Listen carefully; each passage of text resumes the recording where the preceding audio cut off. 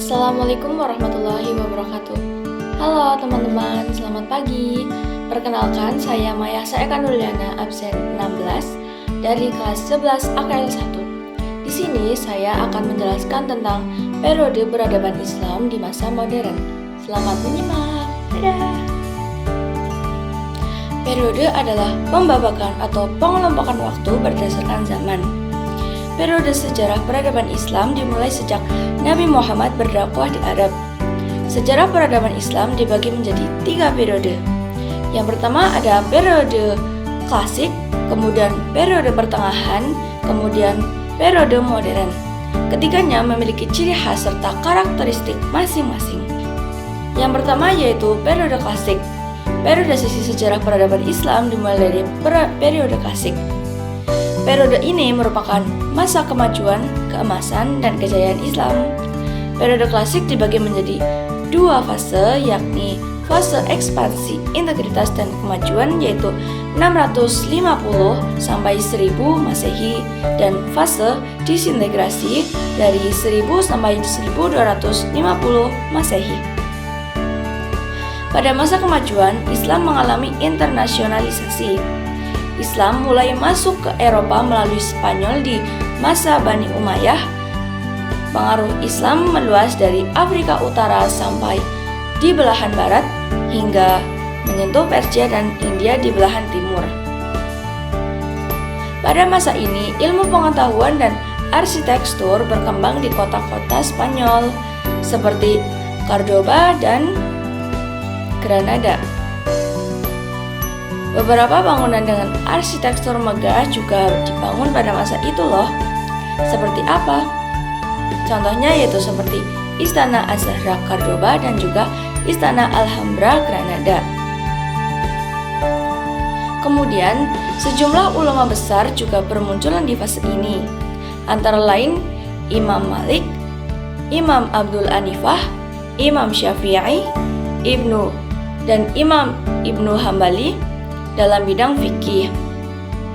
Ada juga Imam Al-Sya'ri, Imam Al-Maturidi, Fasil Ibn Atta, Abu Husail, Al-Nazam, dan Al-Juba' dalam bidang teknologi.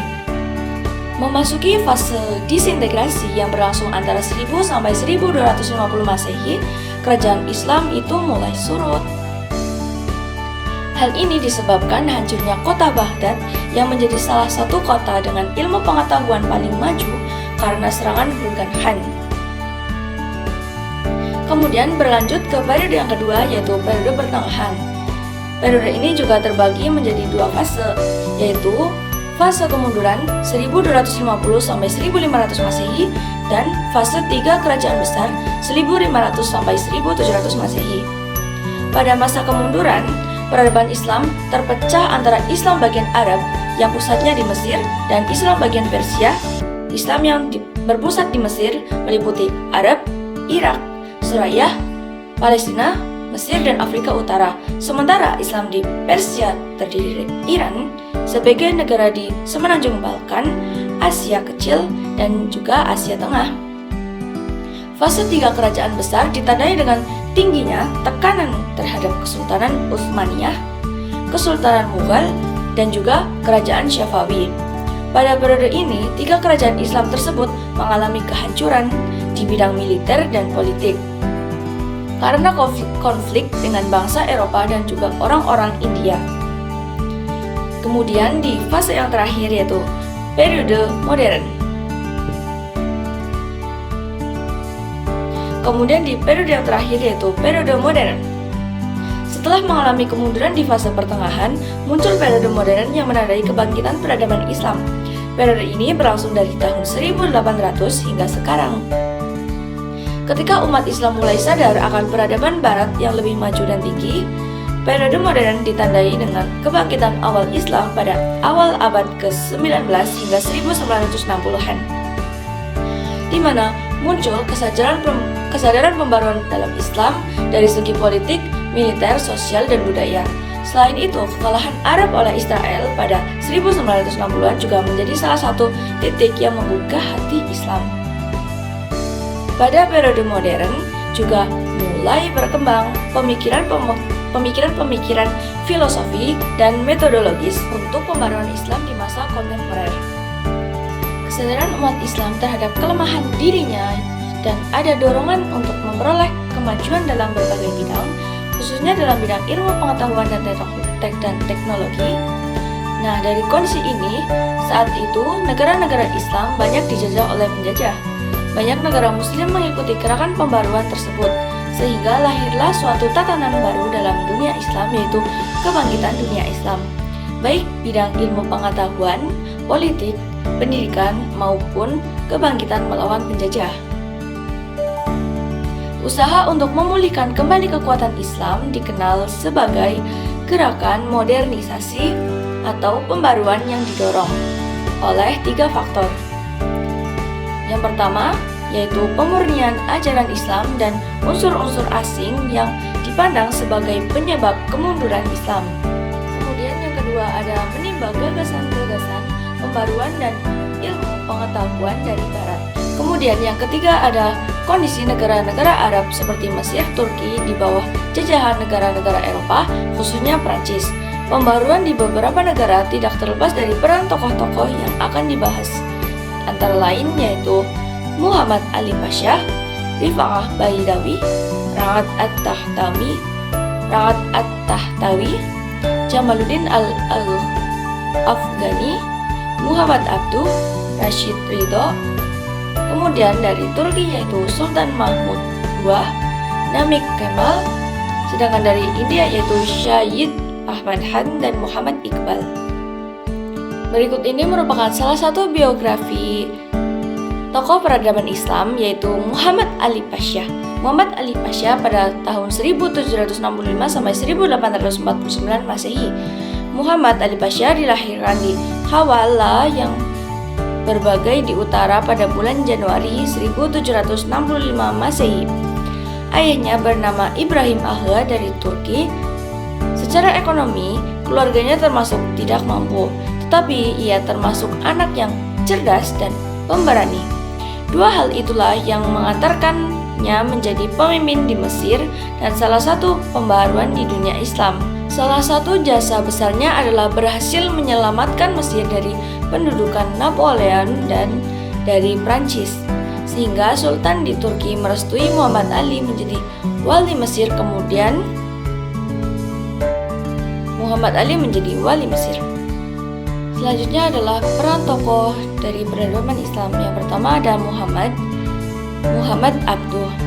Dalam bidang pendidikan yaitu menawarkan agar dilakukan lintas disiplin ilmu yakni antara kurikulum madrasah dan sekolah sehingga menghilangkan dikotomi antara ulama dan ilmuwan modern. Mengembangkan kelembagaan pendidikan yaitu mendirikan sekolah menengah pertama dalam berbagai bidang. Yang kedua ada Sultan Mahmud II yaitu melakukan pembaruan di bidang pendidikan dengan memasukkan kurikulum pengetahuan umum dalam lembaga-lembaga pendidikan, khususnya pendidikan madrasah. Kemudian mendirikan sekolah Maktebi Ma'arif untuk mencetak tenaga ahli di bidang administrasi. Selain itu, ia membangun sekolah Maktebi Ulumi Tibiyat untuk menyediakan tenaga kerja ahli penerjemah. Mendirikan sekolah di bidang kedokteran, militer, dan teknis, serta menerapkan demokrasi dalam pemerintahannya. Dan kemudian kembali lagi pada Muhammad Ali Pasha. Dalam bidang pendidikan, ia mengirimkan pelajarnya untuk belajar di Mesir. Kemudian dalam bidang militer, Ali Pasha melakukan beberapa langkah yaitu mendatangkan seorang perwira tinggi Prancis untuk melatih prajuritnya yang mengundang seorang perwira tinggi Prancis. Kemudian dalam bidang ekonomi, ia memperbaiki irigasi lama, membuat irigasi baru, menanam kapas, serta mendatangkan ahli dari Eropa. Kemudian dalam bidang pendidikan, Ali Pasha melakukan pendirian sekolah modern yaitu sekolah militer, sekolah teknik, sekolah kedokteran, sekolah apoteker, sekolah pertambangan, dan masih banyak lain. Munculnya gerakan pembaruan dalam Islam merupakan wujud dari bentuk kesadaran umat Islam dari ketertinggalan dan keterbelakangannya. Gerakan pan-Islamisme yang digaungkan Jamaluddin Al-Afghani merupakan cikal bakal dari gerakan kesatuan untuk menentang penjajah. Begitu juga di Indonesia, hal ini menjadi inspirasi agar di Indonesia dapat terlepas dari penjajah. Nah, nilai moral yang dapat dipelajari dari peran para tokoh pembaruan Islam pada masa peradaban Islam masa modern yaitu menguasai ilmu, pengetahuan, dan teknologi yang dilandasi dengan agama yang kokoh akan mengantarkan kemajuan umat Islam di masa yang akan datang. Kemudian, mengkaji Al-Quran, hadis, dan ijtihad para ulama sebagai fondasi untuk membangun peradaban Islam yang rahmatun lil alamin di masa yang akan datang. Kemudian, mengkaji ilmu-ilmu keislaman seperti nahwu, syaraf, fikih, ushul fikih, mantik, bahasa Arab, ulum Al-Quran, ulum Al-Hadis, dan sebagainya sebagai fondasi untuk menjadi mujtahid.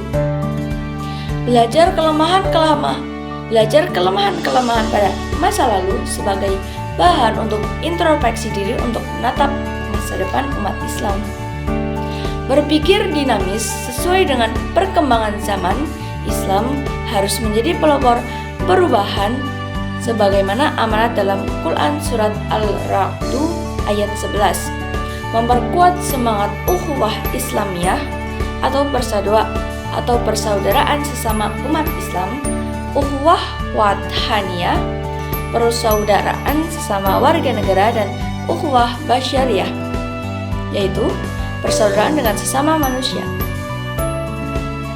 Semangat untuk berkarya, baik melalui kebijakan yang progresif maupun kitab atau buku atau majalah, untuk menebarkan ide-ide kreatif dan inovatif untuk perubahan lebih baik di masa yang akan datang. Baik, sekian dari saya. Kurang lebihnya mohon maaf. Wabillahi taufik wal hidayah. Wassalamualaikum warahmatullahi wabarakatuh. Selamat beraktivitas. Dadah.